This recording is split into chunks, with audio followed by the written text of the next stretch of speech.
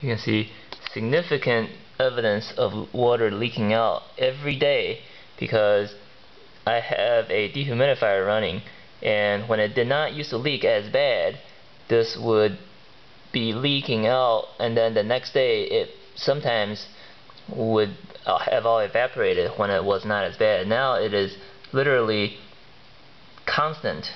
It's always there every day, every time I check. And you can see there are some areas where it's evaporated a little, but clearly this is a daily occurrence now. Very wet, clearly coming from the furnace somewhere.